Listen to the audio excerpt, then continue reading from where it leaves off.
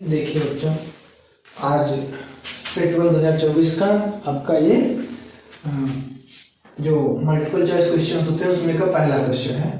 इसे दिया गया है कि एक त्रिघात बहुपद के अधिक से अधिक शून्यकों की संख्या कितनी होगी। तो एक त्रिघात बहुपद में अधिक से अधिक शून्यकों की संख्या जो होती है वो 3 होती है। कैसे होती है? अगर बहुपद जो है एक घात अंकी है तो उसमें शून्यकों की संख्या 1 होगी। अगर बहुपद द्विघातीय है तो उसमें शून्यकों की संख्या 2 होगी। अगर बहुपद त्रिघातीय है तो उसमें शून्यकों की संख्या 3 होगी। जैसे यहाँ पर आप देखिए हाल में कि x² + 5x + 6 मान लीजिए कोई बहुपद दिया गया है और इसमें शून्यकों की संख्या वही होती है जो इसकी सबसे बड़ी पावर होती है। तो इसकी सबसे बड़ी पावर जो है वो 2 है। सबसे बड़ी पावर 2 है, इसलिए इसमें शून्यकों की संख्या 2 होगी। लेकिन यहाँ पर क्या कह रहा है कि एक त्रिघात बहुपद के अधिक से अधिक शून्यकों की संख्या क्या है। तो बहुपद कैसा है? त्रिघात है, और त्रिघात है इसलिए उसमें शून्यकों की संख्या क्या होगी? 3 होगी। पहला क्वेश्चन था ये। दूसरा क्वेश्चन है संख्या 140 का अभाज्य गुणनखंड होगा। ये आपके सामने 4 विकल्प हैं। तो 140 का अभाज्य गुणनखंड आप आसानी से कर सकते हैं। 2 7 जा 14, 2 3 6 और 2 5 जा 10 और 5 7 जा 35 और 7 1 जा 7। इसको अगर आप इस रूप में लिखेंगे 2 की पावर 2 × 5 × 7, क्योंकि 2 टाइम्स है एंड 5 एंड 7 1 टाइम्स है, तो 2 की पावर 2 × 5 × 7। तो यहाँ आप ऑब्जेक्ट में देखें 2 की पावर 2 × 5 × 7 आपका विकल्प सी सही है। तीसरा क्वेश्चन है भाज्य, भाजक और भागफल एवं शेषफल में संबंध क्या होगा। तो यहाँ पर बड़ी आसानी से आप इसको पीछे कक्षाओं में पढ़े होंगे कि भाज्य, भाजक, भागफल और शेषफल में क्या संबंध होता है। तो ये आप इसका संबंध बड़े आसानी से बता सकते हैं। देखिए, हम एक छोटे से उदाहरण से समझाएंगे। जैसे मान लीजिए हमने लिखा 3 और इसमें आपको भाग देना है 5 में, तो 3 1 जा 3 और 2, ये तो आप सभी जानते हैं। ये क्या है? ये है भागफल, तो भागफल है। ये क्या है? ये है शेषफल। ये क्या है? शेषफल है। ये क्या है? ये है भाजक, और ये क्या है? भाज्य। ठीक, तो अब इन सभी में संबंध आपको बताने हैं। तो आप पीछे पढ़े होंगे या फिर नहीं भी पढ़े हैं, तो यहाँ पर देखें भाजक गुणे भागफल, जो संबंध आएगा भाज्य बराबर भाजक गुणा भागफल और प्लस शेषफल होगा, प्लस शेषफल। तो ये विकल्प में अगर होगा तो आप इसको सही लगाएंगे। अगला प्रश्न है समांतर श्रेणी -5 -1 3 7 ... का सर्वांतर क्या होगा। तो आप सभी जानते हैं कि जब कोई समांतर श्रेणी दी गई होती है तो सर्वांतर D बराबर सर्वांतर D इक्वल टू होता है T2 - T1। अर्थात आप यहाँ से बड़ी आसानी से कर सकते हैं D इक्वल टू -1 - -5 5 में आप 1 सब्ट्रैक्ट कराएंगे तो 4 आएगा, अर्थात D इक्वल टू आपका 4 आएगा। तो यहाँ पर आपका ऑप्शन है D 4, ये सही हो जाएगा। अगला प्रश्न है कि द्विघात समीकरण ax² + bx + c = 0 का विविधकर क्या होगा। अर्थात विविधकर, इसको आप लोग देख चुके होंगे, इसको मिलेज कर देते हैं और अगला प्रश्न आपके सामने सॉल्व करते हैं। अगला प्रश्न है कि द्विघात समीकरण ax² + bx + c का विविधकर क्या होगा। तो आप पढ़े होंगे द्विघात समीकरण में विविधकर D इक्वल टू होता है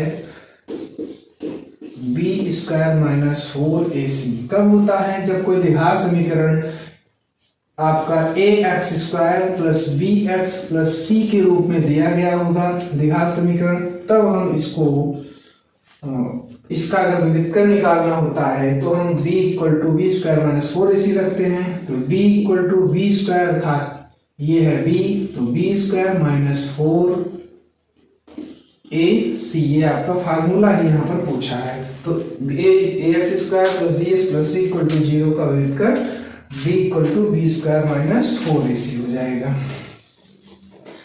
आपके 5 प्रश्न तक हल हो गए। आपका छठा प्रश्न है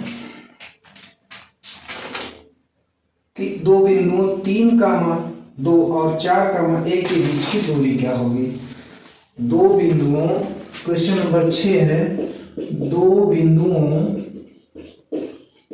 2,3 और 4,1 के बीच की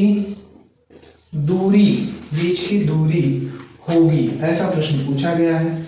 अक्सर ये 1 नंबर में पूछा ही जाता है। इसमें आपके 4 विकल्प भी हैं। पहला विकल्प दिया गया है 2, दूसरा विकल्प दिया गया है 2√2, तीसरा विकल्प दिया गया है 2√3 और चौथा विकल्प है आपका 3। तो देखो, दो बिंदु दिए गए हैं और दो बिंदुओं के बीच की दूरी का जो हम फार्मूला लगाते हैं, तो दो बिंदुओं के बीच की दूरी d इक्वल टू होता है आपका √x2 माइनस x1 का वर्ग प्लस y2 माइनस y1 का वर्ग। देखिए, आपका 2,3 दिया गया है, ये x1 है, ये y1 है। अगर आप इसको a से डिनोट करें तो, और फिर b है, और b का जो निर्देशांक दिया गया है वो 4,1 दिया गया है। इसको आप x2, y2 कह सकते हैं। तो इन दोनों के बीच की अगर दूरी निकालना हो तो आपको इसका फार्मूला है d इक्वल टू √ के अंदर x2 माइनस x1 का वर्ग प्लस y2 माइनस y1 का वर्ग। तो d इक्वल टू आप वैल्यू रखिए, x2 की वैल्यू है 4, तो 4 माइनस x1 की वैल्यू है 2 का वर्ग प्लस y2 की वैल्यू है 1 माइनस y1 की वैल्यू है 3। तो d इक्वल टू √ देखो 4 में 2 सब्ट्रैक्ट करोगे तो आएगा 2 और 2 को आप वर्ग में लिखेंगे। 1 में 3 सब्ट्रैक्ट कराओगे तो आएगा -2 का वर्ग। लेकिन यहाँ पर जब और आगे सॉल्व करेंगे तो 2 का वर्ग 4 होता है और -2 का वर्ग भी 4 होगा। तो d इक्वल टू 4 आपका 8 होगा। और इसको आप 8 को अगर आप जानते हो तो 2 इक्वल टू √2 लिखा जा सकता है, लेकिन कैसे? 2 × 2 × 2।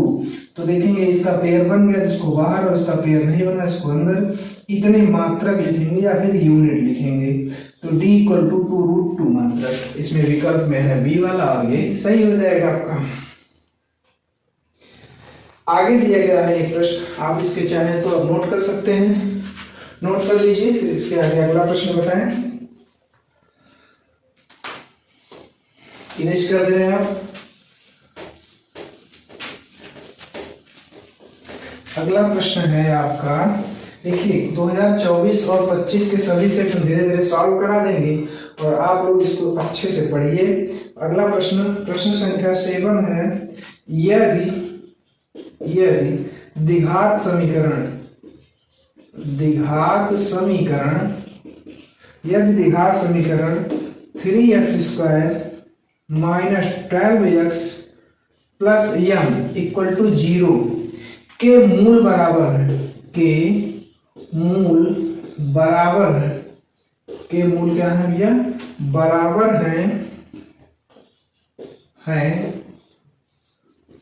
तो m का मान होगा। m का मान पूछ रहा है, m का मान होगा। देखिए इसमें विकल्प भी दिया गया है। पहला विकल्प है 4, दूसरा विकल्प है 7, तीसरा विकल्प है 9 और चौथा विकल्प है 12। देखिए कह रहा है यदि द्विघात समीकरण की 3x² minus 12x plus m equal to 0 के मूल बराबर है। देखिए द्विघात समीकरण मूल अगर बराबर होते हैं तो कब होते हैं? जब d इक्वल टू 0 आता है, जब d इक्वल टू 0 हो तब मूल बराबर होते हैं, अब आपके सामने प्रश्न यह होगा कि d क्या है। तो d जो है वो द्विघात समीकरण में विविधकर होता है। विविधकर d इक्वल टू होता है b square minus 4ac equal to 0, मतलब d का वैल्यू 0 होना चाहिए, अर्थात b स्क्वायर माइनस 4ac का वैल्यू क्या होना चाहिए, 0। कब? जब मूल बराबर होंगे, और मूल बराबर होंगे तब b square minus 4ac equal to 0। तो देखिए जैसे आपका द्विघात समीकरण दिया गया है 3x स्क्वायर माइनस 12x और प्लस m इक्वल टू 0, देखेंगे यहाँ पर a इक्वल टू 3 मिलेगा, b इक्वल टू माइनस 12 मिलेगा, c इक्वल टू m मिलेगा। रखिए सारी वैल्यू, तो माइनस 12 का वर्ग माइनस 4 इंटू a का वैल्यू 3 इंटू c, और c का वैल्यू m, ये कह रहा है 0 होने चाहिए तो 0 करिए। माइनस 12 का जब आप वर्ग करेंगे तो 144 आ जाएगा, माइनस 4 3 12m हो जाएगा equal to 0, 144 equal to 12m आ जाएगा, और 144 अपॉन 12 इक्वल टू m हो जाएगा। तो इसको काटेंगे इससे तो 12 टाइम जाएगा, अर्थात 12 इक्वल टू m, मतलब m की वैल्यू जब हम 12 रखेंगे तब इस द्विघात समीकरण के मूल क्या हो जाएंगे, वो बराबर निकल कर आएंगे। तो इसको आप सॉल्व कर लीजिए। इसके आगे अगला क्वेश्चन है कि एक समबाहु त्रिभुज ABC की भुजाएं 2a हैं, उसके शीर्ष लंब की लंबाई क्या होगी।